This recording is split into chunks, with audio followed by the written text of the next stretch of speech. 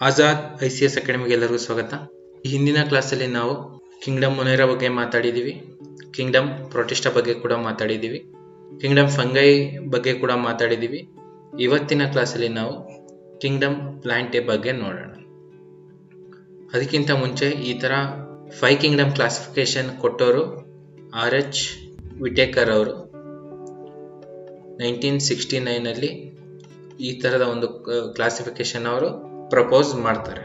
So ಅದು ಪ್ಲಾಂಟೆ ಕಿಂಗ್ಡಮ್ನ ನಾವು general characteristics, ಅದರಲ್ಲಿ ಬರುವಂತಹ ರೀಪ್ರೊಡಕ್ಷನ್ ಇದೆಲ್ಲ ನೋಡೋಣ.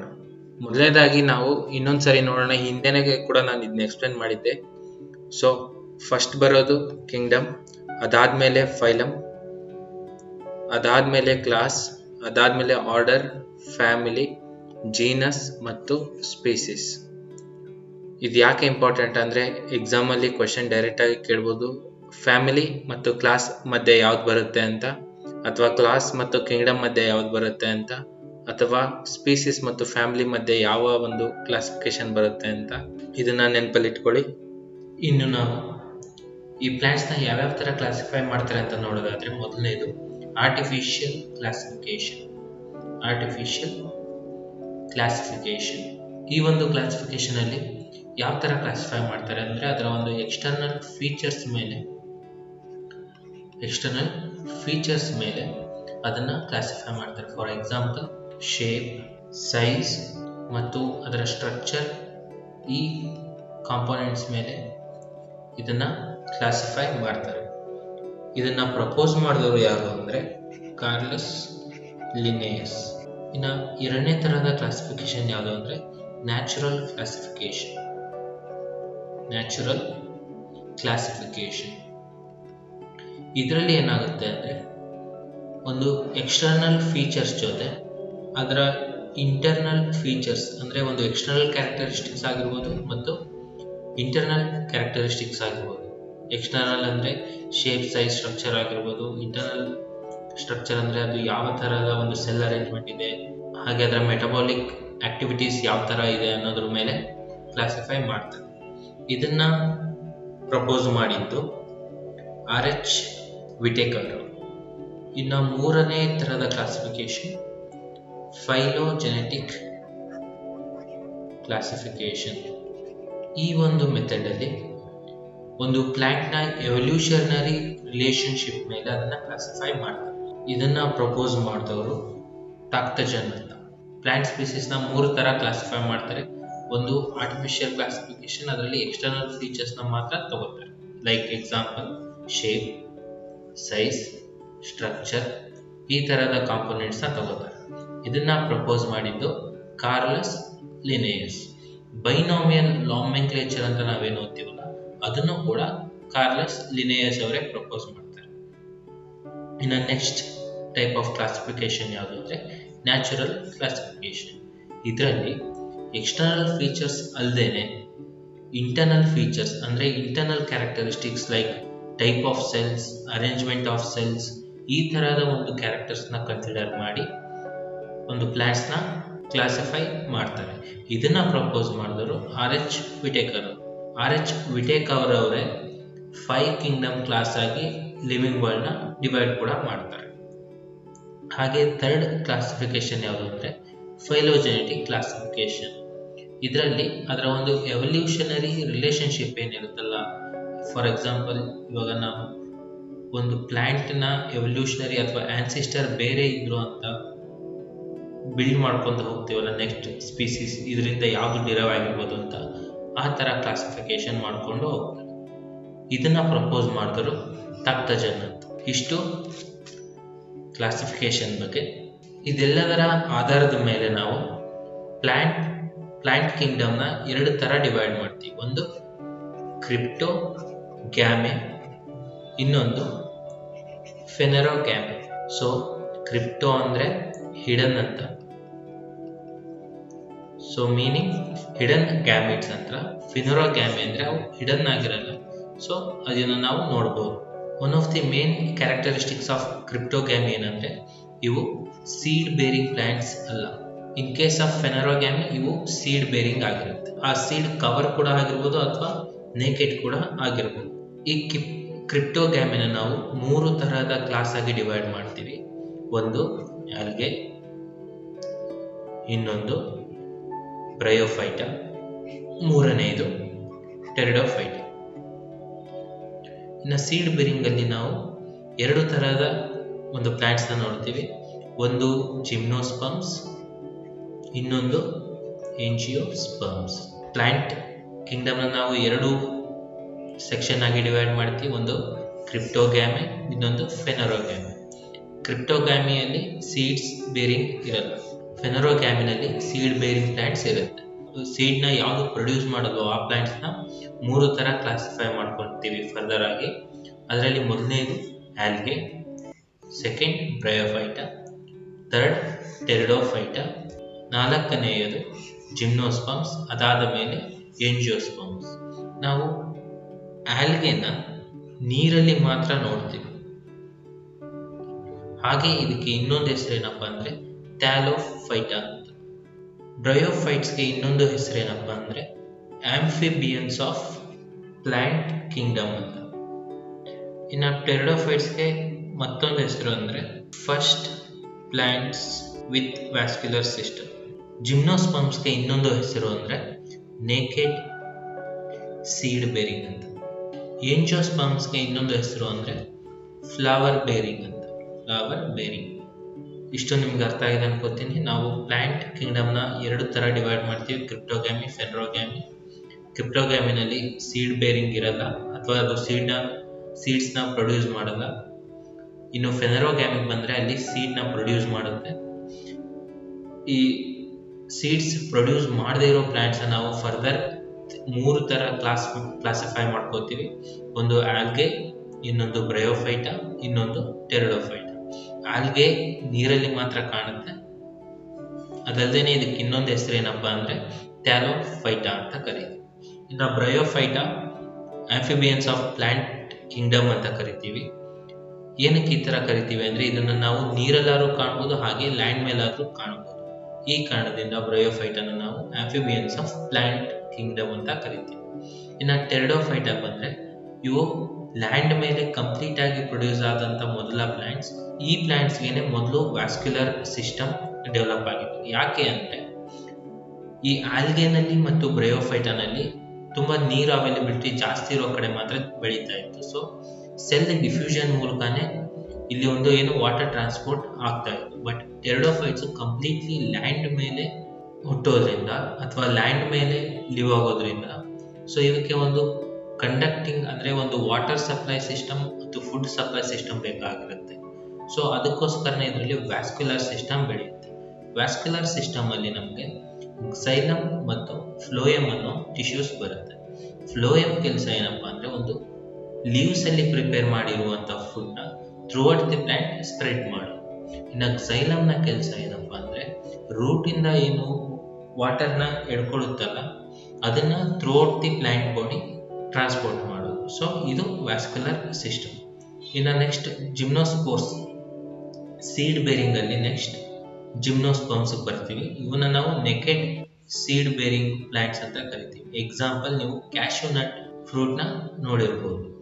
ಇನ್ನ ಏಂಜಿಯೋಸ್ಪರ್ಮ್ಸ್ ಅಂದ್ರೆ ನೀವು ಯಾವುದೇ ಒಂದು ಫ್ಲವರ್ ಬೇರಿಂಗ್ ಪ್ಲಾಂಟ್ ತಗೊಂಡ್ರೆ ಅದನ್ನ ನಾವು ಏಂಜಿಯೋಸ್ಪರ್ಮ್ಸ್ ಅಂತ ಕ್ಲಾಸಿಫೈ ಮಾಡ್ತೀವಿ. ಸೊ ಇಷ್ಟು ನಿಮ್ಗೆ ಅರ್ಥ ಆಗಿದೆ ಅನ್ಕೋತೀನಿ. ಇನ್ನ ನೆಕ್ಸ್ಟ್ ಇಲ್ಲಿ ಕ್ಲಾಸಿಫೈ ಮಾಡಿರೋದು ಕೂಡ ನಾವು ಎವಲ್ಯೂಷನರಿ ಸೀಕ್ವೆನ್ಸ್ ಆಗಿದೆ, ಅಂದ್ರೆ ಫೈಲೋಜೆನೆಟಿಕ್ ಕ್ಲಾಸಿಫಿಕೇಶನ್ ಮೇಲೆ ಕ್ಲಾಸಿಫೈ ಮಾಡಿದ್ವಿ. ಆಲ್ಗೆ ಆದ್ಮೇಲೆ ಎವಲ್ಯೂಷನರಿ ಸೀಕ್ವೆನ್ಸ್ ಅಲ್ಲಿ ಬರೋದು ಬ್ರಯೋಫೈಟ, ಅದಾದ್ಮೇಲೆ ಸೀಕ್ವೆನ್ಸ್ ಅಲ್ಲಿ ಬರೋದು ಟೆರಿಡೋಫೈಟ, ಟೆರಿಡೋಫೈಟ ಆದ್ಮೇಲೆ ನೆಕ್ಸ್ಟ್ ಸೀಕ್ವೆನ್ಸ್ ಅಲ್ಲಿ ಬರೋದು ಜಿಮ್ನೋಸ್ಪರ್ಮ್ಸ್ ಫಾಲೋಡ್ ಬೈ ಏಂಜಿಯೋಸ್ಪರ್ಮ್ಸ್. ನಾವು ಕ್ಲಾಸಿಫೈ ಮಾಡ್ಕೊಂಡಿರೋದ್ರಲ್ಲಿ ಮೊದಲನೇ ಒಂದು ಪ್ಲಾಂಟ್ ಅಂದ್ರೆ ಅಥವಾ ಲೋಯರ್ ಪ್ಲಾಂಟ್ ಅಂದ್ರೆ ಆಲ್ಗೆ. ಇದರ ಬಗ್ಗೆ ಡಿಸ್ಕಸ್ ಮಾಡೋಣ. ಮೊದಲು ನಾವು ಆಲ್ಗೆನ ನಾವು ಪ್ಲಾಂಟ್ ಕಿಂಗ್ಡಮ್ ಕೆಳಗಡೆ ಯಾಕೆ ಕ್ಲಾಸಿಫೈ ಮಾಡ್ಕೋತೀವಿ, ಅದರ ಕ್ಯಾರೆಕ್ಟರಿಸ್ಟಿಕ್ಸ್ ಫೀಚರ್ಸ್ ಏನು, ಹಾಗೆ ಅದರ ಹ್ಯಾಬಿಟ್ಯಾಟ್ ಅನ್ನೋದು ಏನೇನು ಅಂತ ನೋಡೋಣ. ಮೊದಲನೇ ಜನರಲ್ ಕ್ಯಾರೆಕ್ಟರಿಸ್ಟಿಕ್ ಅಂದ್ರೆ ಏನಪ್ಪಾ ಅಂದ್ರೆ ಇದು ಒಂದು ಕ್ಲೋರೋಫಿಲ್ ಬೇರಿಂಗ್ ಆರ್ಗನಿಸಮ್ ಆಗಿದೆ. ಕ್ಲೋರೋಫಿಲ್ ಬೇರಿಂಗ್, ಈ ಕ್ಲೋರೋಫಿಲ್ ಬೇರ್ ಮಾಡುತ್ತೆ ಅಂದ್ರೆ ಸೊ ಇದು ಫೋಟೋಸಿಂಥೆಟಿಕ್ ಕೂಡ ಆಗಿರುತ್ತೆ. ಫೋಟೋಸಿಂಥೆಟಿಕ್ ಕೂಡ ಆಗಿರುತ್ತೆ. ನೆಕ್ಸ್ಟ್ ಜನರಲ್ ಕ್ಯಾರೆಕ್ಟರಿಸ್ಟಿಕ್ ಅಂದರೆ ಇದು ಮೆಜಾರಿಟಿ ವಾಟರಲ್ಲೇ ಕಂಡುಬರುತ್ತೆ. ಸೊ ಇದೊಂದು ಅಕ್ವಾಟಿಕ್ ಮೀಡಿಯಮಲ್ಲಿ ತುಂಬ ಚೆನ್ನಾಗಿ ಬೆಳೆಯುತ್ತೆ. ಈ ವಾಟರ್ ಫ್ರೆಶ್ ವಾಟರ್ ಆದರೂ ಆಗಿರ್ಬೋದು ಅಥವಾ ಮರೈನ್ ವಾಟರ್ ಆದರೂ ಆಗಿರ್ಬೋದು. ಇನ್ನು ಇದರ ಬಾಡಿ ಸ್ಟ್ರಕ್ಚರ್ ನೋಡಿದ್ರೆ ನಾವು ಒಂದು ಸಿಂಪಲ್ ಆಗಿ ಇರುತ್ತೆ. ಇದನ್ನು ನಾವು ಥ್ಯಾಲಾಯ್ಡ್ ಅಂತ ಕೂಡ ಕರಿತೀವಿ. ಥ್ಯಾಲಾಯ್ಡ್ ಅಂದರೆ ನಾವು ಒಂದು ಪ್ಲಾಂಟ್ ತಗೊಂಡಾಗ ಅದಕ್ಕೆ ರೂಟ್ಸ್ ಇರುತ್ತೆ, ಸ್ಟೆಮ್ ಇರುತ್ತೆ, ಲೀವ್ಸ್ ಇರುತ್ತೆ. ಈ ಥರದ ಸ್ಟ್ರಕ್ಚರ್ ನಮಗೆ ಆಲ್ಗೆನಲ್ಲಿ ನೋಡೋಕ್ಕೆ ಸಿಗುತ್ತೆ. ಸೊ ಯೂನಿಸೆಲ್ಯುಲರ್ ಇಂದ ಮಲ್ಟಿಸೆಲ್ಯುಲರ್ ಇದ್ರೂ ನಮಗೆ ಯಾವುದೇ ಒಂದು ಬಾಡಿ ಪಾರ್ಟ್ಸ್ನ ಈ ಥರ ಕ್ಲಾಸಿಫೈ ಮಾಡೋಕ್ಕೆ ಆಗಲ್ಲ. ಸೊ ಇದಕ್ಕೋಸ್ಕರ ನಾವು ಥ್ಯಾಲಾಯ್ಡ್ ಅಂತ ಕರಿತೀವಿ. ಯಾವಾಗಲಾದರೂ ಆಲ್ಗೆ ಫಂಚೈ ಜೊತೆ ಅಸೋಸಿಯೇಟ್ ಆದರೆ ಫಾರ್ಮ್ ಆಗೋ ಆರ್ಗ್ಯಾನಿಸಮ್ನ ನಾವು ಲೈಕನ್ ಅಂತ ಕರಿತೀವಿ. ಲೈಕನ್ ಬಗ್ಗೆ ಈ ಹಿಂದಿನ ಕ್ಲಾಸಲ್ಲಿ ನಾನು ಆವಾಗಲೇ ಎಕ್ಸ್ಪ್ಲೇನ್ ಮಾಡಿದ್ದೀನಿ. ಇದರ ಸೆಲ್ ಸ್ಟ್ರಕ್ಚರ್ ನೋಡಿದ್ರೆ ಈ ಹಿಂದೆನೇ ಹೇಳಿದೆ ನಾನು, ಯೂನಿಸೆಲ್ಯುಲರ್ ಇಂದ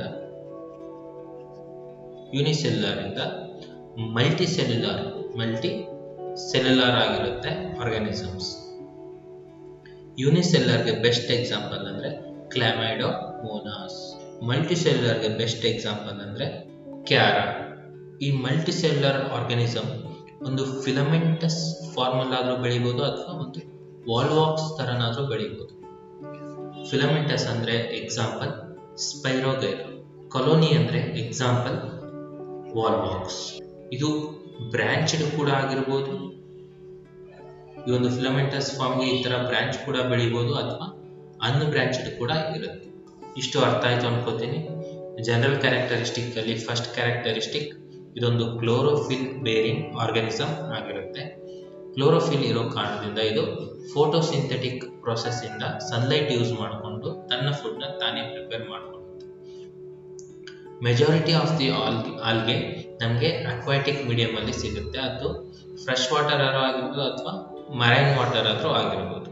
ಇದರ ಒಂದು ಸ್ಟ್ರಕ್ಚರ್ ನೋಡಿದ್ರೆ ನಮಗೆ ಸಿಂಪಲ್ ಆಗಿರುತ್ತೆ, ಥ್ಯಾಲಾಯ್ಡ್ ಲೈಕ್ ಸ್ಟ್ರಕ್ಚರ್ ಇರುತ್ತೆ. ಥ್ಯಾಲಾಯ್ಡ್ ಅಂದರೆ ಅರ್ಥ ಒಂದು ಪ್ಲಾಂಟ್ ಬಾಡಿನ ನಾವು ಡಿಫ್ರೆನ್ಶಿಯೇಟ್ ಮಾಡೋಕ್ಕಾಗಲ್ಲ, ಅಂಥದನ್ನು ನಾವು ಥ್ಯಾಲಾಯ್ಡ್ ಅಂತ ಕರಿತೀವಿ. ಇನ್ನು ಆಲ್ಗೆ ಯಾವಾಗಾದರೂ ಆಗಲಿ ಫಂಗೈ ಜೊತೆ ಏನಾದರೂ ಅಸೋಸಿಯೇಟ್ ಆದರೆ ಅದನ್ನು ನಾವು ಲೈಕನ್ ಅಂತ ಕರಿತೀವಿ. ಇನ್ನು ಇದರ ಒಂದು ಆರ್ಗ್ಯಾನಿಸಮ್ಸ್ ಯಾವ ಥರ ಇರುತ್ತೆ ಅಂದರೆ ಯೂನಿಸೆಲ್ಯುಲರ್ ಲೆವೆಲಿಂದ ಮಲ್ಟಿ ಸೆಲ್ಯುಲರ್ ಆರ್ಗ್ಯಾನಿಸಮ್ಸ್ವರೆಗೂ ಇರುತ್ತೆ. ಈ ಮಲ್ಟಿ ಸೆಲ್ಯುಲರ್ ಆರ್ಗ್ಯಾನಿಸಮ್ಸ್ಗೆ ಬೆಸ್ಟ್ ಎಕ್ಸಾಂಪಲ್ ಬಂದು ಕ್ಯಾರಾ. ಯೂನಿಸೆಲ್ಯುಲರ್ ಆರ್ಗ್ಯಾನಿಸಮ್ಸ್ಗೆ ಬೆಸ್ಟ್ ಎಕ್ಸಾಂಪಲ್ ಬಂದು ಕ್ಲಾಮೈಡೋಮೋನಾಸ್. ಇಷ್ಟು ಕ್ಲಾರಿಫೈ ಆಗಿದೆ ಅನ್ಕೋತೀನಿ. ಇನ್ನು ನೆಕ್ಸ್ಟ್ ಅದರ ಮೋಡ್ ಆಫ್ ರಿಪ್ರೊಡಕ್ಷನ್ಗೆ ಬಂದರೆ ಒಂದು ವೆಜಿಟೇಟಿವ್ ಮೋಡ್ ಆಫ್ ರಿಪ್ರೊಡಕ್ಷನ್ ಬರುತ್ತೆ, ಹಾಗೇನೆ ಎಸೆಕ್ಷುವಲ್ ಮೋಡ್ ಆಫ್ ರಿಪ್ರೊಡಕ್ಷನ್ ಬರುತ್ತೆ, ಇನ್ನೊಂದು ಸೆಕ್ಷುವಲ್ ಮೋಡ್ ಆಫ್ ರಿಪ್ರೊಡಕ್ಷನ್ ಬರುತ್ತೆ. ವೆಜಿಟೇಟಿವ್ ಅಲ್ಲಿ ಏನಾಗುತ್ತೆ ಅಂದರೆ ಫ್ರಾಗ್ಮೆಂಟೇಷನ್ ಮೂಲಕ ಒಂದು ಸೆಲ್ ಸ್ಪ್ಲಿಟ್ ಆಗಿ ಎರಡು ಆರ್ಗ್ಯಾನಿಸಮ್ಸು ಆಚೆ ಬರುತ್ತೆ. ಇದನ್ನು ನಾವು ಫ್ರಾಗ್ಮೆಂಟೇಷನ್ ಅಂತ ಕರಿತೀವಿ. ಇನ್ನು ಎಸೆಕ್ಷುವಲ್ ಮೋಡ್ ಆಫ್ ರಿಪ್ರೊಡಕ್ಷನ್ ಅಲ್ಲಿ ಸ್ಪೋರ್ಸ್ ಫಾರ್ಮೇಷನ್ ಆಗುತ್ತೆ. ಇವನ್ನ ನಾವು ಝೂ ಸ್ಪೋರ್ಸ್ ಅಂತ ಕೂಡ ಕರಿತೀವಿ. ಇನ್ನು ಸೆಕ್ಷುವಲ್ ಮೋಡ್ ಆಫ್ ರಿಪ್ರೆಸೆಂಟೇಷನ್ ಅನ್ನು ನೋಡಿದ್ರೆ ಗ್ಯಾಮಿಟ್ಸ್ ಫ್ಯೂಷನ್ ಆಗಿ ಸೆಕ್ಷುವಲ್ ರಿಪ್ರೊಡಕ್ಷನ್ ಆಗುತ್ತೆ. ಅದರಲ್ಲಿ ಮೊದಲನೇ ಟೈಪ್ ಅಂದರೆ ಐಸೋಗ್ಯಾಮಿ. ಏನು ಗ್ಯಾಮಿಟ್ಸು ಎರಡು ನೋಡೋಕ್ಕೆ ಒಂದೇ ಥರ ಇದ್ದಾಗ ಅದನ್ನು ನಾವು ಐಸೋಗ್ಯಾಮಿ ಅಂತ ಕರಿತೀವಿ. ಹಾಗೇನೆ ಆ್ಯನ್ಐಸೋಗ್ಯಾಮಿ ಯಾವಾಗ ಅಂದರೆ ಎರಡು ಡಿಫ್ರೆಂಟ್ ಆಗಿದ್ದಾಗ ಅದನ್ನು ನಾವು ಆ್ಯನ್ಐಸೋಗ್ಯಾಮಿ ಅಂತ ಕರಿತೀವಿ. ಹಾಗೇನೆ ಊಗ್ಯಾಮಿ ಅಂದರೆ ಒಂದು ಬಾಡಿಗೆ ಲೋಕೋಮೋಟಿವ್ ಆರ್ಗನ್ಸ್ ಇರುತ್ತೆ, ಇನ್ನೊಂದಕ್ಕೆ ಆಬ್ಸೆಂಟ್ ಆಗಿರುತ್ತೆ. ಈ ತರಹದ ಫ್ಯೂಷನ್ನ ಊಗ್ಯಾಮಿ ಅಂತ ಕರಿತೀವಿ. ಇದು ನಾನ್ ಮೊಟೈಲ್ ಆಗಿರುತ್ತೆ. ಸೊ ಐಸೋಗ್ಯಾಮಿಗೆ ಒಂದು ಬೆಸ್ಟ್ ಎಕ್ಸಾಂಪಲ್ ಅಂದರೆ ಫ್ಯೂ ಸ್ಪೀಸೀಸ್ ಆಫ್ ಕ್ಲಾಮೈಡೋಮೋನಾಸ್. ಆ್ಯನ್ಐಸೋಗ್ಯಾಮಿಗೆ ಬೆಸ್ಟ್ ಎಕ್ಸಾಂಪಲ್ ಅಂದರೆ ವಾಲ್ವಾಕ್ಸ್. ಇನ್ನು ಊಗ್ಯಾಮಿಗೆ ಎಕ್ಸಾಂಪಲ್ ಅಂದರೆ ಅದಕ್ಕೂ ಕೂಡ ನಾವು ವಾಲ್ವಾಕ್ಸ್ ಎಕ್ಸಾಂಪಲ್ ಕೊಡ್ಬೋದು. ಸೊ ಈ ರಿಪ್ರೊಡಕ್ಷನ್ ಇನ್ನೊಂದ್ಸರಿ ನೋಡೋದಾದ್ರೆ 3 ತರಹದ ರಿಪ್ರೊಡಕ್ಷನ್ ನಮಗೆ ಕಾಣುತ್ತೆ. ಒಂದು ವೆಜಿಟೇಟಿವ್ ಅಲ್ಲಿ ಅಲ್ಲೇನಾಗುತ್ತಪ್ಪ ಅಂದ್ರೆ ಫ್ರಾಗ್ಮೆಂಟೇಶನ್, ಅಂದ್ರೆ ಒಂದು ಸೆಲ್ಲು ಎರಡಾಗಿ ಡಿವೈಡ್ ಆಗುತ್ತೆ, ಬ್ರೇಕ್ ಆಗಿ. ಇದನ್ನು ನಾವು ಫ್ರಾಗ್ಮೆಂಟೇಶನ್ ಅಂತ ಕರಿತೀವಿ. ಇನ್ನ second one, asexual mode of reproduction where formation of spores takes place. ಇದನ್ನು ನಾವು ಫ್ಲೂ ಸ್ಪೋರ್ಸ್ ಅಂತ ಕೂಡ ಕರಿತೀವಿ. ಈ ಸ್ಪೋರ್ಸ್ ಮೋಟೈಲ್ ಆಗಿರುತ್ತೆ, ಅಂದ್ರೆ ಚಲನೆ ಮಾಡುವ ಕೆಪಾಸಿಟಿ ಈ ಸ್ಪೋರ್ಸ್ಗೆ ಇರುತ್ತೆ. ಸೆಕ್ಷುವಲ್ ಮೋಡ್ ಆಫ್ ರಿಪ್ರೊಡಕ್ಷನ್ ನೋಡಿದ್ರೆ ಐಸೋಗ್ಯಾಮಿ, ಆನೈಸೋಗ್ಯಾಮಿ ಮತ್ತು ooಗ್ಯಾಮಿ ಅಂತ ನಾವು ಸೆಕ್ಷುವಲ್ ರಿಪ್ರೊಡಕ್ಷನ್ ಡಿವೈಡ್ ಮಾಡ್ತೀವಿ. ಐಸೋಗ್ಯಾಮಿನಲ್ಲಿ ಎರಡೂ ಗ್ಯಾಮಿಟ್ಸ್ ನೋಡಕ್ಕೆ ಸೇಮ್ ಇದ್ದಾಗ ನಾವು ಐಸೋಗ್ಯಾಮಿ ಅಂತೀವಿ. ಎರಡೂ ನೋಡಕ್ಕೆ ಡಿಫ್ರೆಂಟ್ ಆಗಿದ್ದಾಗ ನಾವು ಆನೈಸೋಗ್ಯಾಮಿ ಅಂತ ಕರಿತೀವಿ. ಒಂದು ಮೊಟೈಲ್ ಹಾಗೂ ಇನ್ನೊಂದು ನಾನ್ ಮೊಟೈಲ್ ಆಗಿ ಮೇಲ್ ಗ್ಯಾಮಿಟ್ ಏನಾದ್ರು ಚಿಕ್ಕದಾಗಿದ್ರೆ ನಾವು ಅದನ್ನ ooಗ್ಯಾಮಿ ಅಂತ ಕರಿತೀವಿ. ಐಸೋಗ್ಯಾಮಿಗೆ ಒಂದು ಎಕ್ಸಾಂಪಲ್ ಅಂದ್ರೆ ಕ್ಲಾಮಿಡೋಮೋನಾಸ್, ಆನೈಸೋಗ್ಯಾಮಿಗೆ ಒಂದು ಎಕ್ಸಾಂಪಲ್ ಅಂದ್ರೆ ವಾಲ್ವಾಕ್ಸ್, ooಗ್ಯಾಮಿಗೂ ಎಕ್ಸಾಂಪಲ್ ಅಂದ್ರೆ ವಾಲ್ವಾಕ್ಸ್. ಸೊ ಇನ್ನು ರೀಪ್ರೊಡಕ್ಷನ್ ಆದ್ಮೇಲೆ ನೆಕ್ಸ್ಟ್ ಫಂಕ್ಷನ್ಸ್ ನೋಡೋಣ. ಒಂದು ಮೇನ್ ಪರ್ಪಸ್ ಏನಪ್ಪಾ ಅಂದ್ರೆ ಅಟ್ಮಾಸ್ಫಿಯರ್ ಅಲ್ಲಿ ಕಾರ್ಬನ್ ಡೈಆಕ್ಸೈಡ್ ನ ಫಿಕ್ಸ್ ಮಾಡೋದು. ಇದರಿಂದ ಏನಾಗುತ್ತೆ, ಕಾರ್ಬನ್ ಡೈಆಕ್ಸೈಡ್ ಲೆವೆಲ್ ಕಡಿಮೆ ಆಗುತ್ತೆ. ಸೊ ಫೋಟೋಸಿಂಥೆಟಿಕ್ ಮೆಥಡ್ ಯೂಸ್ ಮಾಡೋದ್ರಿಂದ ಆಕ್ಸಿಜನ್ ಲೆವೆಲ್ ಕೂಡ ಅಟ್ಮಾಸ್ಫಿಯರ್ ಅಲ್ಲಿ ಜಾಸ್ತಿ ಆಗುತ್ತೆ. ಸೊ ಇದು ವಿನ್ ವಿನ್ ಸಿಚುವೇಶನ್. ನಾವು ಅಟ್ಮಾಸ್ಫಿಯರ್ ಅಲ್ಲಿ ಏನು ಕಾರ್ಬನ್ ಡೈಆಕ್ಸೈಡ್ ಇರುತ್ತಲ್ಲ, 50% of the carbon dioxide fixation ಏನು ತಗೊಳುತ್ತಲ್ಲ ಪ್ಲೇಸ್, ಫಿಕ್ಸ್ ಮಾಡೋ ಅಂಥದ್ದು ಆಲ್ಗೆ. ಸೊ ಇದ್ರ ಇಂಪಾರ್ಟೆನ್ಸ್ ಗೊತ್ತಾಗಿದೆ ಅನ್ಕೋತೀನಿ. ಇನ್ನ 70% ಆಫ್ ದಿ ಮರೀನ್ ಆಲ್ಗೇಸ್ ಏನಿರುತ್ತಲ್ಲ ಇವನ್ನ ಫುಡ್ ಆಗಿ ಕನ್ಸ್ಯೂಮ್ ಮಾಡ್ತಾರೆ. ಎಕ್ಸಾಂಪಲ್ ಸರ್ಗ್ಯಾಸಮ್, ಹಾಗೇನೆ ಬ್ರೌನ್ ಆಲ್ಗೆ ಹಾಗೂ ರೆಡ್ ಆಲ್ಗೆನ ಐಸ್ ಕ್ರೀಮ್ ಮಾಡೋಕ್ಕಾಗಿರ್ಬೋದು, ಜೆಲ್ಲೀಸ್ ಮಾಡೋಕ್ಕಾಗಿರ್ಬೋದು, ಹಾಗೆ ಅಗಾರ್ ಜೆಲ್ ಮಾಡೋಕ್ಕಾಗಿರ್ಬೋದು ಯೂಸ್ ಮಾಡ್ತಾರೆ. ಇವು ಪ್ರೋಟೀನ್ ರಿಚ್ ಆಗಿರುತ್ತೆ. ಸೊ ಫುಡ್ ಸಪ್ಲಿಮೆಂಟ್ಸ್ ಆಗಿ ಕೂಡ ಇವು ವರ್ಕ್ ಮಾಡುತ್ತೆ. Example spirulina. ಈ ಪ್ರೋಟೀನ್ ರಿಚ್ ಇರೋ ಕಾರಣದಿಂದನೇ ಇದನ್ನ ಸ್ಪೇಸ್ ಟ್ರಾವೆಲರ್ಸ್ ಅಂದ್ರೆ ಆಸ್ಟ್ರೋನಾಟ್ಸ್ ಕೂಡ ಅವರ ಪ್ರೋಟೀನ್ ರಿಕ್ವೈರ್ಮೆಂಟ್ಸ್ ನ ಫುಲ್ಫಿಲ್ ಮಾಡ್ಕೊಳ್ಳೋಕೆ ಕ್ಯಾರಿ ಮಾಡ್ತಾರೆ. ಇವು ಪ್ರೈಮರಿ ಪ್ರೊಡ್ಯೂಸರ್ಸ್ ಆಗಿ ಕೂಡ ವರ್ಕ್ ಮಾಡುತ್ತೆ.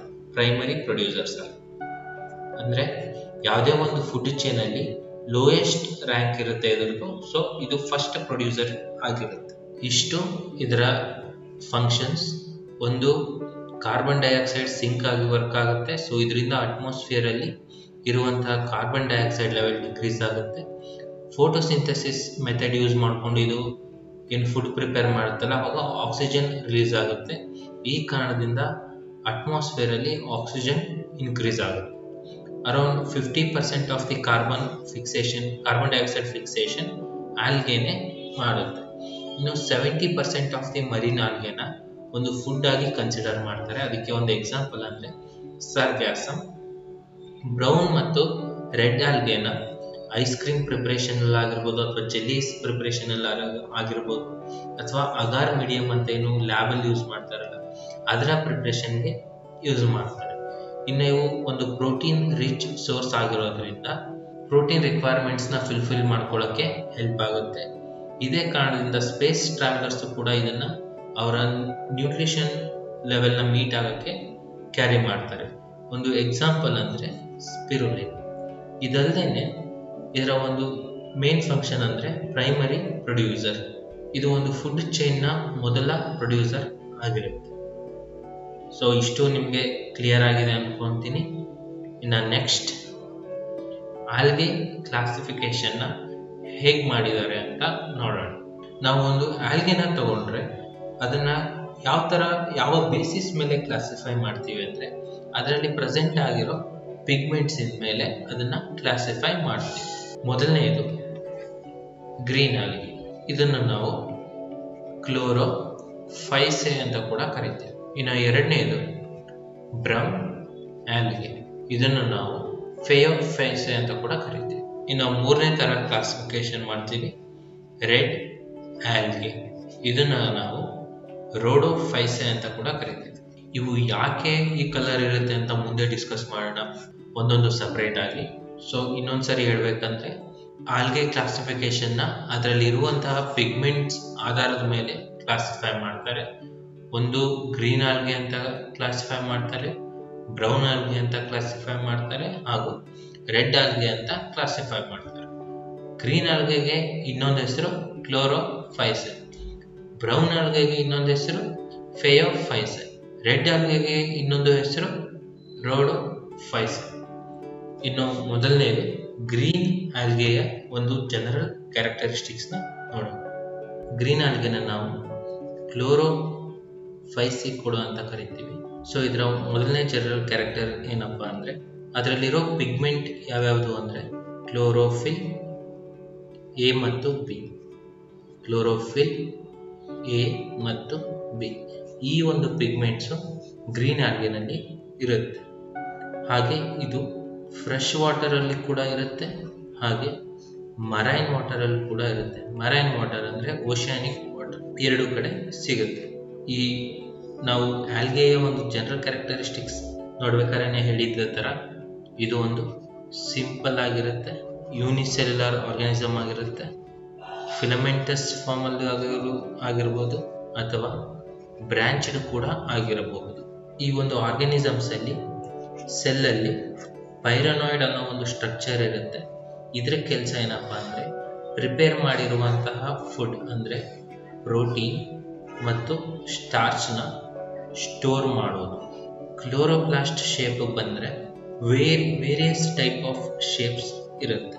ಮೇ ಬಿ ಅದು ಒಂದು ಡಿಸ್ಕ್ ಶೇಪ್ ಅಲ್ಲಾದ್ರೂ ಇರ್ಬೋದು, ಅಥವಾ ಕಪ್ ಶೇಪ್ ಅಲ್ಲಾದ್ರೂ ಇರ್ಬೋದು, ರಿಬ್ಬನ್ ಶೇಪ್ ಅಲ್ಲಾದ್ರೂ ಇರ್ಬೋದು, ಹಾಗೆ ಪ್ಲೇಟ್ ತರನಾದ್ರೂ ಇರಬಹುದು. ಇನ್ನ ಅದರ ಸೆಲ್ ವಾಲ್ ಸ್ಟ್ರಕ್ಚರ್ ನೋಡಿದ್ರೆ ಇದೊಂದು ಸೆಲ್ ವಾಲ್ ಅಂತ ತಗೊಂಡ್ರೆ ಇನ್ನರ್ ಪಾರ್ಟು ಸೆಲ್ಲೋಸ್ ಇಂದ ಮಾಡಲಾಗಿರುತ್ತೆ, ಹಾಗೆ ಔಟರ್ ಪಾರ್ಟು ಪೆಕ್ಟಿನ್ ಇಂದ ಮಾಡಲಾಗಿರುತ್ತೆ. ಇನ್ನ ರೀಪ್ರೊಡಕ್ಷನ್ ಗ್ರೀನ್ ಆಲ್ಗೆನಲ್ಲಿ ಯಾವ ತರ ಇರುತ್ತೆ? ವೆಜಿಟೇಟಿವ್ಲಿ ಫ್ರಾಗ್ಮೆಂಟೇಷನ್ ಹಾಗೂ asexual mode of representation. asexual mode of reproduction ಅಲ್ಲಿ ಝೂಸ್ಪೋರ್ಸ್ ಫಾರ್ಮ್ ಆಗುತ್ತೆ.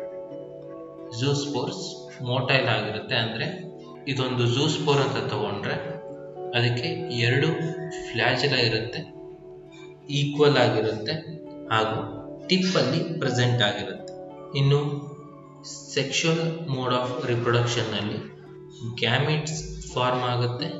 ಮೋಸ್ಟ್ ಆಫ್ ದಿ ಟೈಮ್ಸ್ ಇದು ಆನ್ಐಸೋಗ್ಯಾಮಸ್ ಆಗಿರುತ್ತೆ. ಇಷ್ಟು ಗ್ರೀನ್ ಆಲ್ಗೆಯ ಅಂದ್ರೆ ಕ್ಲೋರೋಫೈಸಿಯ ಜನರಲ್ ಕ್ಯಾರೆಕ್ಟರಿಸ್ಟಿಕ್ಸ್. ಒಂದು ಪಿಗ್ಮೆಂಟ್ ಯಾವ್ದಿರುತ್ತೆ? ಕ್ಲೋರೋಫಿಲ್ ಎ ಮತ್ತು ಕ್ಲೋರೋಫಿಲ್ ಬಿ ಇರುತ್ತೆ. ಇವು ಎಲ್ಲೆಲ್ಲಿ ಕಾಣ ಸಿಗುತ್ತೆ ಅಂದ್ರೆ ಒಂದು ಫ್ರೆಶ್ ವಾಟರ್ ಅಲ್ಲೂ ಸಿಗುತ್ತೆ, ಹಾಗೆ ಮರೈನ್ ವಾಟರ್ ಅಲ್ಲೂ ಸಿಗುತ್ತೆ. ಫ್ರೆಶ್ ವಾಟರ್ ಮೆಜಾರಿಟಿ ಇರುತ್ತೆ, ಅರೌಂಡ್ 75%. ಇದರ ಒಂದು ಸ್ಟ್ರಕ್ಚರ್ ನೋಡಿದ್ರೆ ಸಿಂಪಲ್ ಆಗಿರುತ್ತೆ, ಯೂನಿಸೆಲ್ಯುಲರ್ ಆರ್ಗಾನಿಸಮ್ಸ್ ಆಗಿರುತ್ತೆ ಮೋಸ್ಟ್ ಆಫ್ ದಿ ಟೈಮ್ಸ್, ಹಾಗೇನೆ ಫಿಲಮೆಂಟಸ್ ಆಗಿರುತ್ತೆ, ಹಾಗೆ ಬ್ರಾಂಚ್ಡ್ ಆಗಿರುತ್ತೆ. ಈ ಸೆಲ್ ಒಳಗಡೆ ಒಂದು ಪೈರನಾಯ್ಡ್ ಅನ್ನೋ ಒಂದು ಸ್ಟ್ರಕ್ಚರ್ ಇರುತ್ತೆ.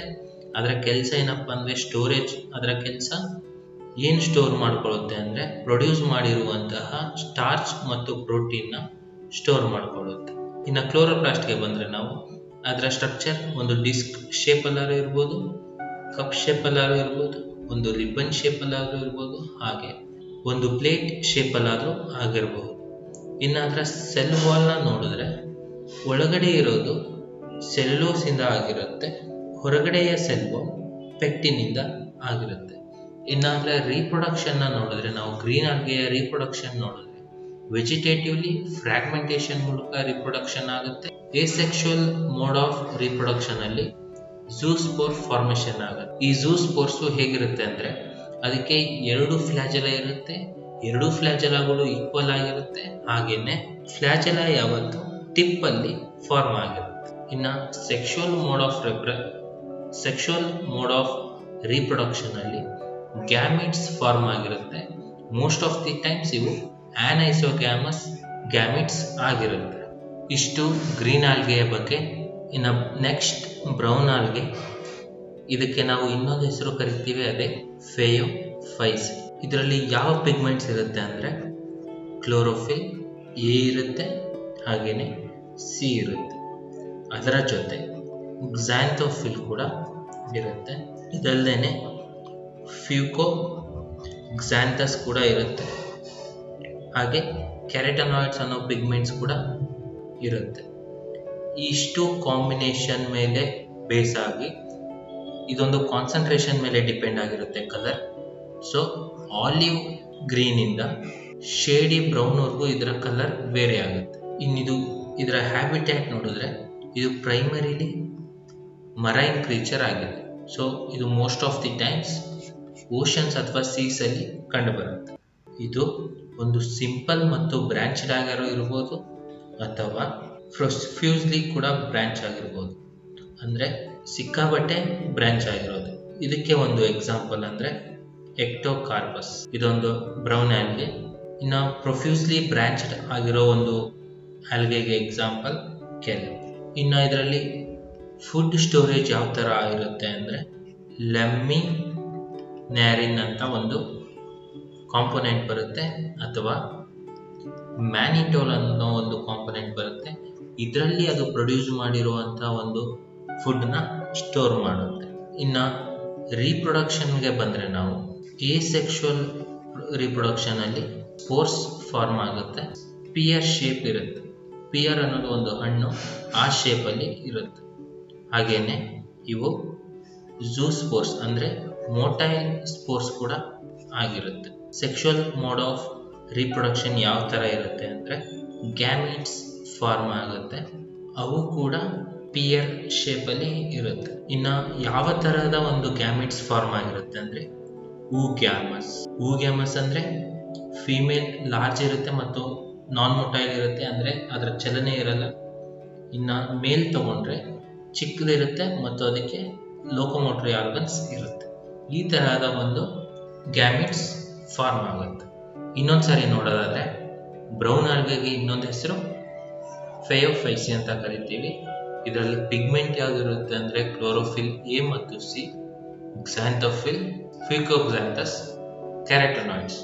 ಇದರ ಇಷ್ಟು ಪಿಗ್ಮೆಂಟ್ನ ಕಾನ್ಸಂಟ್ರೇಷನ್ ಮೇಲೆ ಅದರ ಒಂದು ಕಲರ್ ಡಿಪೆಂಡ್ ಆಗಿರುತ್ತೆ, ranging between olive red to shady brown. ಇನ್ನು ಈ creatures most of the times marine creatures ಆಗಿರುತ್ತೆ. ಹಾಗೇನೆ ಇದರ ಒಂದು ಸ್ಟ್ರಕ್ಚರ್ ಸಿಂಪಲ್ ಮತ್ತು ಬ್ರಾಂಚ್ಡ್ ಆಗಿರ್ಬೋದು ಅಥವಾ ಪ್ರೊಫ್ಯೂಸ್ಲಿ ಬ್ರಾಂಚ್ಡ್ ಕೂಡ ಆಗಿರಬಹುದು. ಇನ್ನು ಇದರ ಫುಡ್ ಸ್ಟೋರೇಜ್ ಯಾವ ಒಂದು ಕಾಂಪೊನೆಂಟ್ ಆಗುತ್ತೆ ಅಂದರೆ ಲ್ಯಾಮಿನೇರಿಯಂ ಅಥವಾ ಮ್ಯಾನಿಟೋಲ್ ಅನ್ನೋ ಒಂದು ಕಾಂಪೊನೆಂಟ್ ಅಲ್ಲಿ ಆಗುತ್ತೆ. ಅದಲ್ಲದೆ ಇದು ಏಸೆಕ್ಷುವಲ್ ಮತ್ತು ಸೆಕ್ಷುವಲ್ ಮೋಡ್ ಆಫ್ ರಿಪ್ರೆಸೆಂಟೇಷನ್ ಇಲ್ಲಿ ನೋಡ್ಬೋದು ನಾವು. ಏಸೆಕ್ಷುವಲ್ ಅಲ್ಲಿ ಸ್ಪೋರ್ಸ್ ಡೆವಲಪ್ ಆಗುತ್ತೆ, ಇವನ್ನ ನಾವು ಝೂ ಸ್ಪೋರ್ಸ್ ಅಂತ ಕರಿತೀವಿ. ಹಾಗೆ ಇವು ಪಿಯರ್ ಶೇಪ್ಡ್ ಇರುತ್ತೆ. ಇನ್ನು ಸೆಕ್ಷುವಲ್ ಮೋಡ್ ಆಫ್ ರಿಪ್ರೆಸೆಂಟೇಷನ್ ಅಲ್ಲಿ ಗ್ಯಾಮಿಟ್ಸ್ ಫಾರ್ಮ್ ಆಗುತ್ತೆ, ಅವು ಕೂಡ ಪಿಯರ್ ಶೇಪ್ ಅಲ್ಲಿ ಇರುತ್ತೆ. Oogamous type of gametes form ಆಗುತ್ತೆ. ಊಗ್ಯಾಮಸ್ ಅಂದ್ರೆ ಏನು ಅರ್ಥ? ಒಂದು ಫಿಮೇಲ್ ಗ್ಯಾಮಿಟ್ ದೊಡ್ಡದಾಗಿರುತ್ತೆ, ಮೇಲ್ ಗ್ಯಾಮಿಟ್ ಚಿಕ್ಕದಾಗಿರುತ್ತೆ. ಫಿಮೇಲ್ ಗ್ಯಾಮಿಟ್ ನಾನ್ ಮೊಟೈಲ್ ಆಗಿರುತ್ತೆ, ಇನ್ನು ಮೇಲ್ ಗ್ಯಾಮಿಟ್ ಮೊಟೈಲ್ ಆಗಿರುತ್ತೆ, ಅಂದ್ರೆ ಅದರ ಒಂದು ಮೂಮೆಂಟು ಇರುತ್ತೆ. ಇಷ್ಟು ಬ್ರೌನ್ ಆಲ್ಗೆ ಬಗ್ಗೆ. ರೆಡ್ ಆಲ್ಗೆ, ಇದಕ್ಕೆ ನಾವು ಇನ್ನೊಂದು ಹೆಸರಿಂದ ಕೂಡ ಕರಿತೀವಿ, ರೋಡೋಫೈಸೆ. ಸೊ ಇದರಲ್ಲಿ ಯಾವ್ಯಾವ ಪಿಗ್ಮೆಂಟ್ಸ್ ಇರುತ್ತೆ ಅಂದರೆ ಕ್ಲೋರೋಫಿಲ್ ಎ ಮತ್ತು ಡಿ ಇರುತ್ತೆ. ಇದರ ಜೊತೆ ಆರ್ ಫೈಕೋ ಎರಿಥ್ರಿನ್ ಇರುತ್ತೆ, ಫೈಕೋ ಎರಿಥ್ರಿನ್. ಹಾಗೇನೆ ಇದರ ಹ್ಯಾಬಿಟ್ಯಾಟ್ ಎಲ್ಲಿರುತ್ತಪ್ಪ ಅಂದರೆ ಮೋಸ್ಟ್ ಆಫ್ ದಿ ಟೈಮ್ಸ್ ಇದು ಮರೈನ್ ಕ್ರೀಚರ್ ಆಗಿರುತ್ತೆ. ಮರೈನ್ ಕ್ರೀಚರ್ ಅಂದರೆ ಜಸ್ಟ್ ಸರ್ಫೇಸ್ ಮೇಲೆ ಅಲ್ಲ, ಡೀಪ್ ಇನ್ಸೈಡ್ ಅಂದರೆ ಲೈಟ್ ಪೆನೆಟ್ರೇಟ್ ಆಗದೆ ಇರೋ ಜಾಗದಲ್ಲೂ ಕೂಡ ಇದು ರೆಡ್ ಆಲ್ಗೆ ಬೆಳೆಯುತ್ತೆ. ಅದೇ ನಾವು ಗ್ರೀನ್ ಮತ್ತು ಬ್ರೌನ್ ಆಲ್ಗೆ ತಗೊಂಡ್ರೆ ಅವು ಸರ್ಫೇಸ್ ಅಲ್ಲಿ ಮಾತ್ರ ಬೆಳೆಯುತ್ತೆ. ನೀವು ಮಲ್ಟಿ ಸೆಲ್ಯುಲಾರ್ ಆರ್ಗ್ಯಾನಿಸಮ್ಸ್ ಆಗಿರುತ್ತೆ. ನಾವು ಹಿಂದೆ ನೋಡಿದ್ವಿ, ಅವು ಮಲ್ಟಿ ಸೆಲ್ಯುಲಾರ್ ಅಥವಾ ಯೂನಿಸೆಲ್ಯುಲಾರ್ ಎರಡೂ ಆಗಿರಬಹುದು, but red algae multi cellular ಆಗಿರುತ್ತೆ. ಇನ್ನು ಫುಡ್ ಸ್ಟೋರೇಜ್ ತಗೊಂಡ್ರೆ ನಾವು ಫ್ಲೋರಿಡಿಯನ್ ಸ್ಟಾರ್ಚ್ ಅನ್ನೋ ಒಂದು ಫಾರ್ಮ್ ಅಲ್ಲಿ ಫುಡ್ ಪ್ರಿಪೇರ್ ಆಗಿರುತ್ತೆ.